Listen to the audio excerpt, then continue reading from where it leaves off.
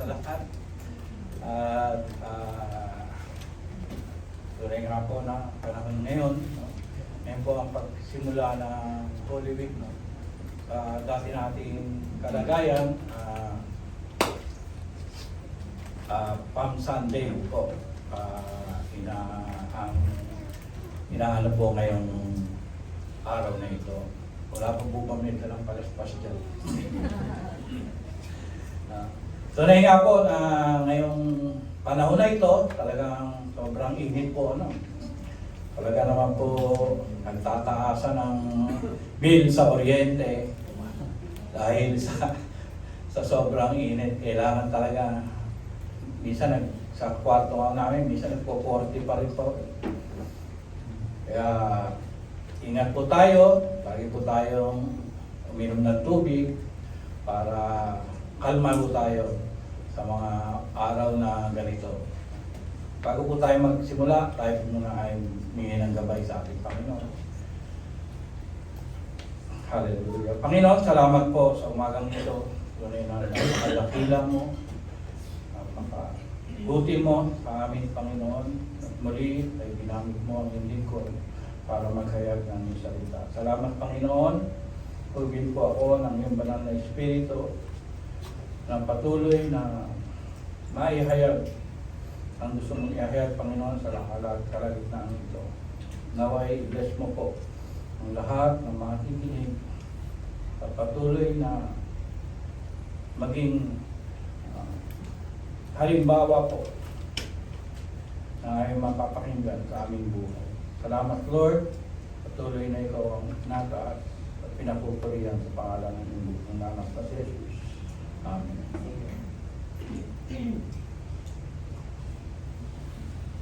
Ngayong umaga pong ito, yun nga po, yung binasa ng ating kapatid na says, yun sa Mark 11:1-11. Pero ang passage po na ito ay makikita po natin sa lahat ng gospel. From Matthew 21:1-10, Luke 19:28-40, and John 12:12-19. Sabi nga, ang matagumpay na pagpasok sa Jerusalem ng Panginoong Jesucristo. Dito po, atin pong pagbubulayan ay ang Mark 11, verses 1-11. The book of Mark focuses on the lessons learned from the donkey used to ride into Jerusalem during his triumph entry. By riding the donkey, Jesus demonstrates himself to be a king. Po, noong panahon na yun, siya po ay papasok na sa Jerusalem. No? Ito po ay naging naisulat na po ng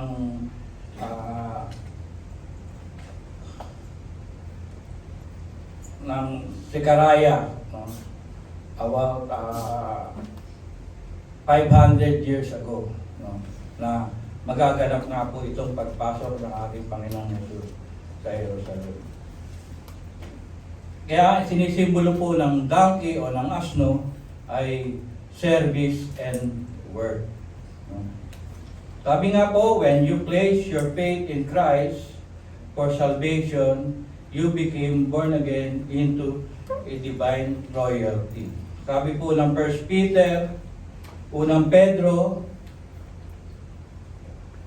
2 verses 9, ngunit kayo ay isang lahing pinili, grupo ng maharlikang pari, isang nakalaan sa Diyos, bayang pag-aari ng Diyos upang magpahayag ng mga kahangahangang ginawa niya.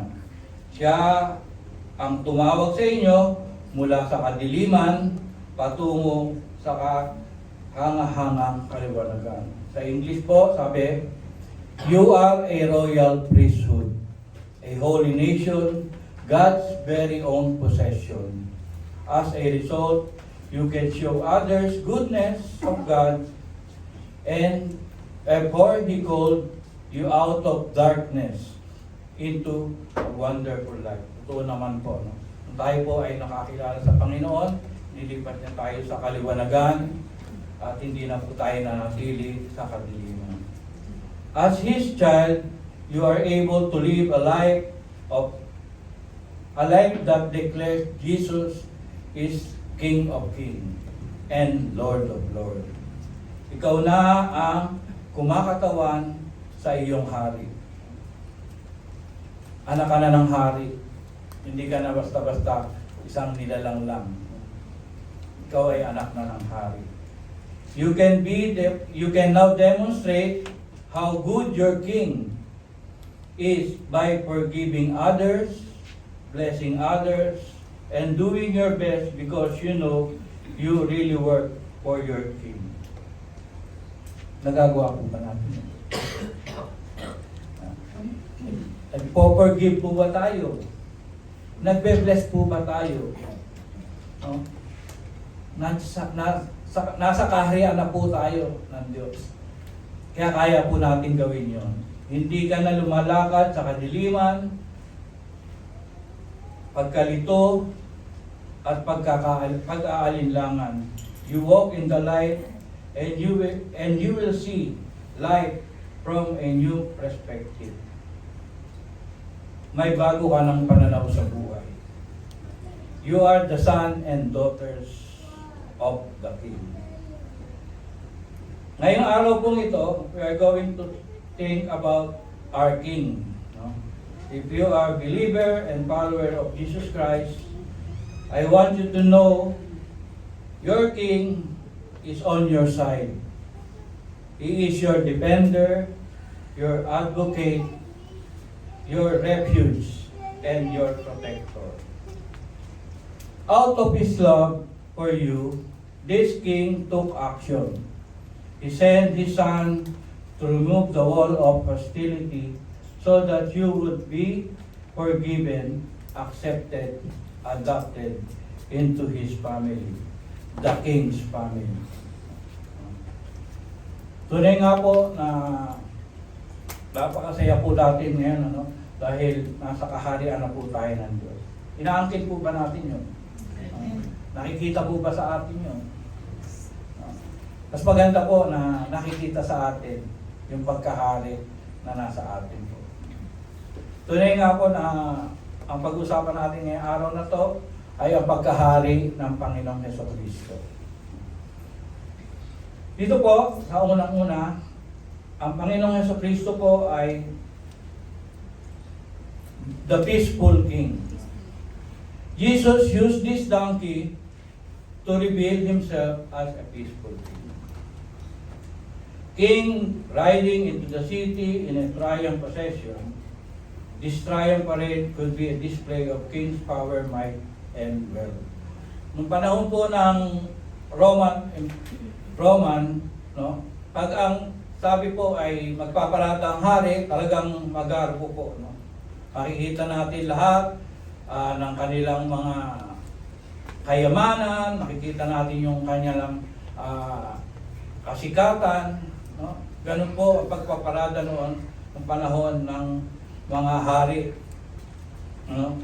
The victorious king or general would often be riding one of the great stallion. He had the horse would be decorated with majestic clothing. Talagang maganda yung sasakyan niya ng kabayo. The Roman triumph procession was a display of strength, authority, and prosperity. Pero ang Panginoong Jesus po ay pumasok sa Jerusalem para sa triumphant procession niya. Siya po ay sumakay sa isang asno. Isang batang asno na halos ang kanyang paa po ay nakasayad sa lupa. Then he rode into the town or city on a donkey, it was a display of peace rather than war. Doon po pinapakita na ang dala-dala niya po ay kapayapaan. Hindi po siya nagpakita ng mga magagarbong bagay na pinapakita niya na ako ang hari, hindi po. Siya po ay dumating sa Jerusalem sakay ng donkey, ng asno, na ipinapakita po na siya po ay hari ng mga peaceful king.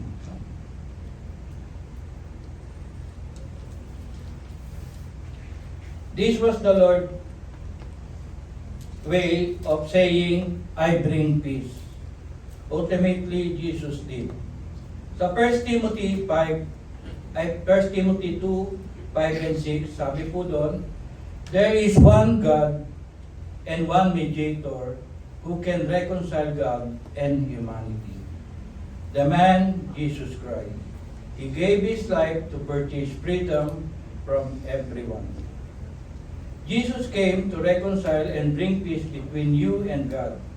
Jesus riding this young donkey into Jerusalem point to His kingdom being a kingdom of peace between us and God. He is a peaceful king. As a follower of Christ, you represent His King of Peace. Not only you have peace with God because of Christ, but you are called upon to have peace with others. Sabi ng Romans 12:18, if it is possible, as far as it depends on you, live at peace with everyone. God wants you to be a peacemaker, not a troublemaker. Tayo po, gusto ng Diyos na maging peacemaker. Hindi po tayo inampon para maging kasama ng hari para tayo ay maging mangangaway. Ano ba tayo? Papalaaway. No? Tayo po ay dapat makita sa atin na tayo po ay peacemaker. May mga taong madaling masaktan, kaya ingat po tayo sa ating sasabihin o paano natin sasabihan. Being peacemaker is putting others first. Be kind, be humble, and loving. Meron po tayo nun. No? Amen po? Kind, humble, and loving. If you to be confront someone, do it with gentleness and love. Kung ano mo po, no? Pag meron po tayong gustong sabihan, gustong paliwanagan, no? Kailangan andun po yung gentleness at higit sa lahat yung pagmamahal. Kasi hindi po natin masasabi ng maayos kung tayo po ay galit. Wala po yung love doon. No? Kaya lagi po natin tandaan na laging andun po yung pagmamahal, no? Para hindi po tayo madaling makasabi ng hindi maganda sa tao. Kasi pag bitaw na po natin yung pangit na salita, hindi na po natin pwedeng ibalik. No? Talagang, kailangan talaga isipin natin, ay may pagmamahal ako sa aking kapatid. Laging love. Kasi doon po sa love na yon, talagang iba po ang dating. Iba po yung maririnig sa'yo, iba yung masasabi mo na laging may pagmamahal. Some people have conflicts in their life. Totoo naman po, may mga pinagdadaanan po yan, may mga suliranin. Kaya lang, dahil they don't know how to be a person of peace, pero ikaw, alam mo na meron ka nun. Dahil naghahari sa'yo ang kapayapaan. You have a peaceful king. Gaya po ngayong araw ay ngayong mga panahon na to, nakita naman natin sa mga sa Facebook, sa mga news, no? Yung mga may init na ulo sa kalsada, no? Na konting anuhan lang, lalo na sa mga nagdadrive na mainitin ang ulo, konting lamig po, kasi hindi po natin masasabi, baka po maging kwento na rin lang tayo. Kagaya po nung mag-ama na nabaril yung isa, naging kwento na lang daw po siya ng buhay. Kaya mahirap po ngayon, mainit na nga, mainit pa ang ulo, no? Minsan nga, pagka mayroong mga hawak na, alam niyo na, yung protection, siyempre, mas paano tayo na magamit yun. No?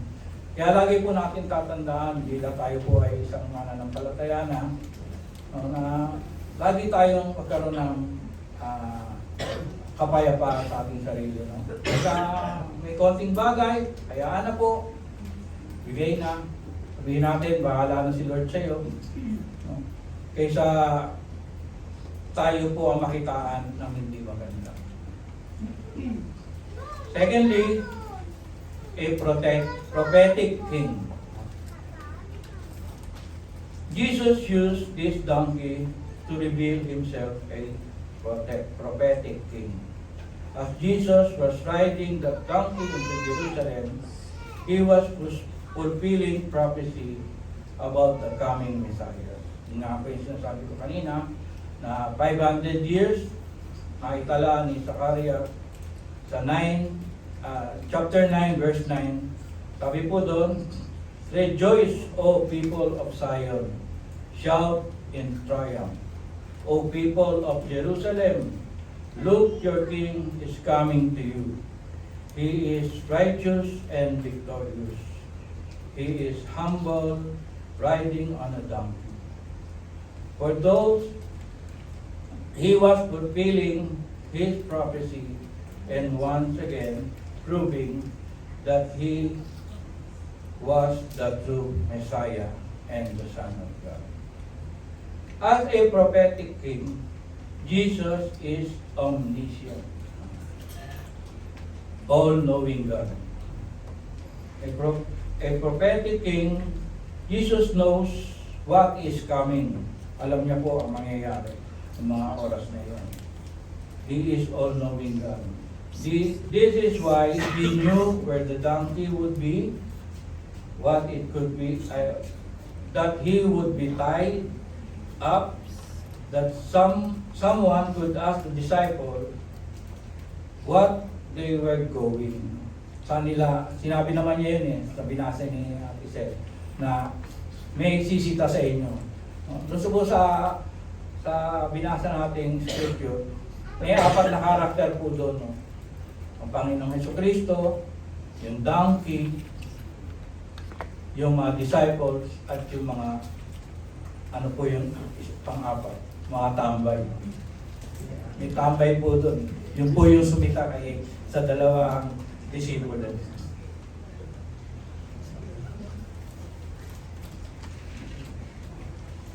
He get to Jerusalem, a religious leader, to conspire against him, that he will be arrested, beaten, mocked, and crucified. But he also said he would rise from the dead in 3 days. He knows the future. Alam po ng Panginoon sa Kristo kung mangyayari sa kanya. Kaya nga po siya ay prophetic and omniscient king. As a prophetic king, Jesus also a omnipotent or powerful. As a prophetic king, Jesus is in control. He is all-powerful God. Not only can Jesus tell that what's going to happen, but He can make it happen. Alam niya mangyayari, kahit ito po ay napakasakit sa kanya, pinangyayari niya po ito. Kaya nga nun sa huling araw niya, kahit na siya po ay minak, pinarusahan, pinako sa krus, alam niya po yun.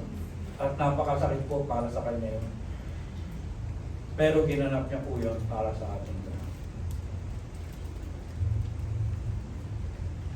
This is why he can walk in the water and calm the storm. He is omnipotent. This is why He can cleanse the leper, make crippled walk, makarinig ang bingi, makakita ang bulag. He is in control. Ang hari natin ay alam ang lahat at powerful.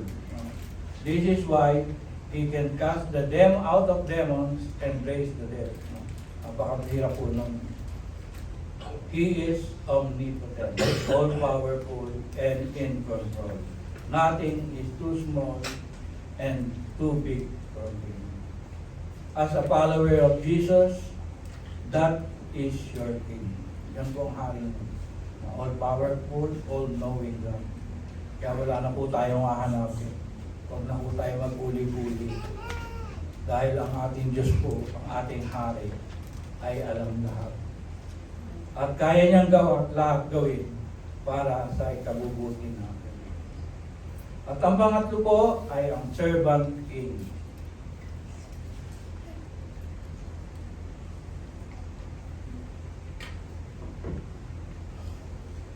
Jesus used this donkey to reveal Himself as a servant king. He who wanted to present themselves as a servant of the people. He rode the donkey. Donkey were known to be a working animal. Sabi nga ni Pastor, nung kami ay usap, ang donkey daw po ay kayang maglakbay ng 6,000 o 600 kilometers na hindi tumitigil. Kasi yung po kanyang ear, no, talagang yun po ang pinakaano na yun sa dugo. Kaya niya pong maglakbay ng mahabang lakbay. Servant of the people, by riding in a donkey, Jesus was telling the people that He had come to serve them. Just a few days earlier, Jesus said something is incredible in Mark 10:45. Sabi po sa Mark 10:45, for even the Son of Man came not to be served, but to serve others, and to give His life as a ransom from many. Jesus willingly served you when He was willingly sacrificed on the cross for your sin. Jesus demonstrated the greatest act of service in all of history. When He was nailed to the cross, died on the cross, and separate from the Heavenly Father for you and I. Ganun po ang ating Panginoon sa Kristo.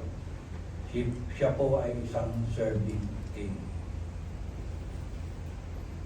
As a follower of Jesus, you represent your servant king. Tayo po ang nagre-represent ng servant king. Sabi sa 1 Peter 4:10, God has given each of you a gift from His greater variety of spiritual gifts. Use them well to serve one another. God has equipped you and give you and prepared you to serve others. You have a spiritual gift that God has given to you. Use it well to serve others. Use it well to bless others. Use it well to help others. Use it well to build up others. God doesn't want you to sit maupo lang dyan habang buhay at makinig. He wants you to serve. Gusto po ng Diyos ng mga Diyos ng hari ng mga hari na tayo po ay gamitin natin ang ating mga spiritual. Jesus is your servant king. Represent Him well by serving others. No? Ito po na tayo po ay may mga kaloob na binigay ng ating Panginoong Kristo. Huwag po natin sayangin yung mga kaloob na yan. Gamitin po natin sa kaharian ng Diyos, nang sa gayon, mas marami tayo mailigtas na kaluluwa. Tayo lang po ay nakikinig, kagaya po ni Brother Richard, na alam ko na nag-aaral na ay bala. Gamitin po natin ang lakas natin, ang panahon natin sa pagsaserve po sa ating Panginoon. Dahil malapit na nga po, dumating ang ating Panginoon, mas maganda po na abutan tayo ng ating Panginoon na naglilingkod sa Kanyang kaharian. Huwag po natin sayangin ang oras natin sa ibang bagay. Sayangin po natin sa paglilingkod sa Panginoon. Malalakas pa naman po tayo, may buhay pa tayo, hindi pa lahat huli ang lahat. No? Nakakalakad pa tayo. Mahirap po yung kagaya namin, talagang senior na po. No? Pag napuyat ng isang araw, ang hirap na po makarecover. Kaya po nung linggo, wala kami. Sesya nyo. Dahil puyat na puyat po kami. Madaling araw po kami umuwi ng Santa Cruz. Tapos madaling araw na kami bumalik, wala pang tulog. Kaya nung Sunday po talagang hindi na namin kaya magkakabayo. Alas gumising kami, alauna na rin ng tanghali. Mahirap po talaga yung pag tumatanda na po. Kaya pang bata po tayo, gamitin na po natin ang lakas natin paglilingkod sa Panginoon. At ang muli po, saving King. Jesus used this donkey to reveal himself as a saving King. There is something about this donkey. God uses many objects to help understand salvation. Use the concept of salvation, being born again, to help understand salvation. John 3:3. He uses a well and living water to illustrate salvation. John 4:14. He uses illness and miracles to demonstrate what salvation is. Mark 5:34. The blind seeing and the crippled walking. Matthew 11:5. Isa lang po yan. He raised back from the dead to demonstrate salvation.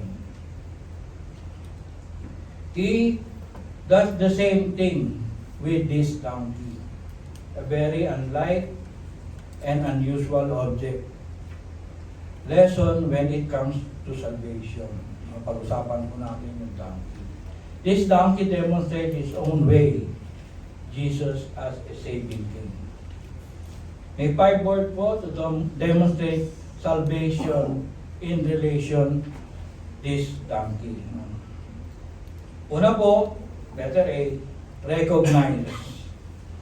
The first word, recognize, that the donkey is recognized by Jesus. He knew where the donkey was tied up. Jesus told his disciples to go into that village over there. Jesus recognized and knew exactly where the donkey was tied up. Tayo po, alam rin ng Panginoon kung saan tayo natali. Tali po tayo sa kasalanan. He knows that you are a sinner, but He has a plan. May plano po ang Panginoon. He had no intention of leaving you tied up to sin. Hindi po papahintulutan ng Panginoon. Tayo ay manatili sa kasalanan. Letter B po, release. That donkey is released by Jesus when Jesus sent 2 disciples to the village and He told them to untie it. When He sent into their life to to help them get untied for sin. You help untied people from sin every time you share gospel. Share biblical wisdom and live a life that follow Christ for them to have an example. You encourage them in their walk with God. You make a right decision based on God's word. You help them to think about eternal things, about things above. God uses those moments to help untie these people. Tayo po ay instrumento ng Diyos para tayo po ay mag-antay ng mga naliligaw na kaluluwa. Para maabahagian natin, pag tayo po ay nagbabahagi ng salita ng Diyos, nagbibigay ng mga wisdom, no? Nakikita sa ating buhay na tayo po ay anak ng hari, doon po nagkakaroon po tayo ng pagkakataon, maantay sila sa kasalanan. At pangatlo po, redeem. That donkey is redeemed by Jesus. Jesus tells his disciples that after they have untied the donkey, they are to bring it here. Jesus said, "Bring the donkey to me." The word redeem means to purchase back or rescue from captivity or bondage. To redeem something is to give new life and new purpose. When that donkey was untied and brought to Jesus, redemption was attained. That donkey was about to experience a real reason why he was born. It wasn't born to be tied, but to be used by the King. Tayo rin po, naridim na po tayo ng ating hari. Tayo nang kinilala at nanampalataya tayo sa ating Panginoon sa Kristo, tayo ay pinalaya na sa kasalanan. Binigyan tayo ng bagong buhay, bagong layunin sa buhay. Naridim na po tayo. Naligtas na po tayo, tinubos na tayo ng ating hari. Ang-apat po, rule. The donkey is told by Jesus. Notice Jesus told his disciples to say, "The Lord's need it." And then, when they brought the donkey to him, he sat on it. And we are told that no one had been ever ridden it. This is significant. This donkey was still wild in nature. The donkey was untied, but he is still wild. He had not been broken. He had not been ridden. But Jesus sat on it, and by doing so, ruled it. The donkey surrendered to the authority of Jesus. You may be untied from your sin. You may be saved, but you have some growing up to do. You need to learn that it looks like to submit your life to the Lord's authority. You are untied, but you still wild. You still need to let the Lord's authority to sit on your money, on your time, on your relationship. You need to submit yourself, everything you have, for the Lord use. You need to be ruled. Magpasakop po tayo ating Panginoon. Bagamat tayo po ay saved na, tayo po ay ligtas na, no? Pero minsan doon po yung katigasan pa rin ng ating ulo. Pero kung tayo po ay magpapasubmit sa ating Panginoon, bilang siya po ang nakakaalam ng tama at mali, submit po natin ang ating sarili. Kailangan natin magpasako. lalo na po sa mga nakakataas sa atin, sa ating pastor, no? Kailangan po, andun po yung ating pagpapasako. And finally, return.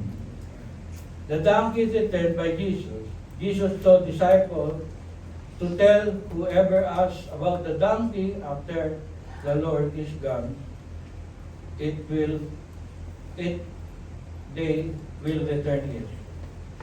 When Jesus return it, it will not be this wild goat anymore, but a submissive animal. It will be an animal of God, used and will be used. It will be different. It will be better. When God gets hold of someone and Jesus is their Lord and Savior, they've changed. Totoo po yun. No? Pag tayo po ay nagpasakop at bumalik sa ating Panginoon, hindi lang siya ang ating Panginoon at tagapagligtas,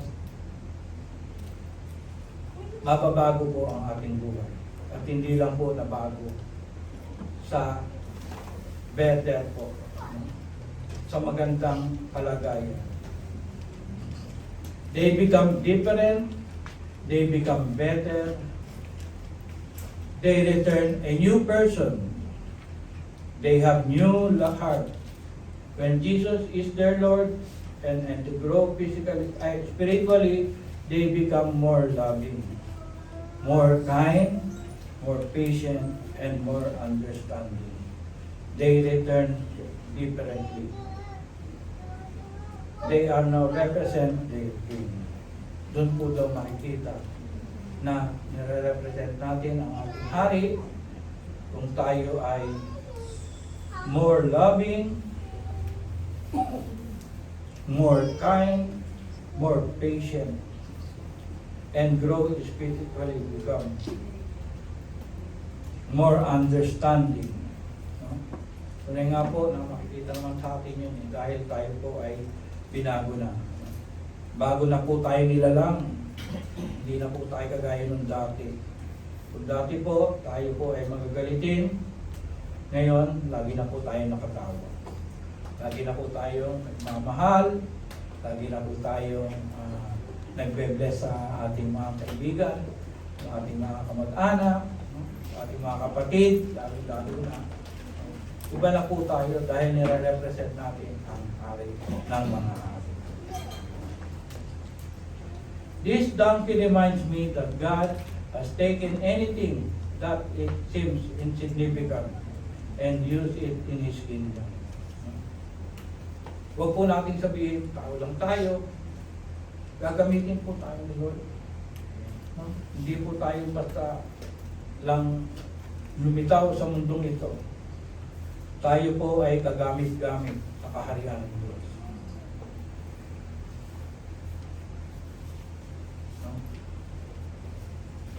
Point people to Himself and illustrate incredible divine truth. We all need to know you can be used by God. Pagamit po tayo sa Panginoon habang tayo po ay wala. Jesus is a peaceful king, a prophetic king, a servant king, and a saving king.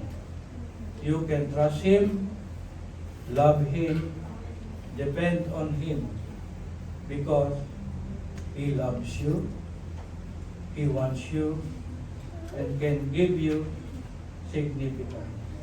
Bibigyan ka niya ng halaga. Sana po, bago tayo lumabas sa iglesia nito, sana po ay makita po sa atin na naghahari po ang ating Panginoon. Huwag po natin sayangin ang araw, oras, na tayo po ay walang ginagawa sa kaharian ng Diyos. Kung yung donkey nga po, ginamit ng Panginoon Kristo, tayo pa po na kanyang masterpiece. Hindi lang po tayo basta nilalang, masterpiece po tayo ni Lord, no? Para magamit niya sa kanyang kaharian. Tayo po ay manalangin. Panginoon, salamat po sa oras na ito. Salamat po sa mensahe na aming narinig, Panginoon. Naway, Panginoon, lalabas kami sa iglesyang ito na bago ng nilalang na makita sa amin na ang naghahari sa amin ng aming Panginoon sa Kristo. Tulungan mo po kami, Panginoon, sa aming kakulangan, sa aming kahinaan, Panginoon. Pagkat bigyan mo kami ng lakas ng loob para kami ay makilala na mga anak ng Hari. Salamat po, Panginoon, sa umagang ito. Naway napapurihan ka namin na dakila ka namin sa pangalan ng iyong bugtong anak na si Jesus.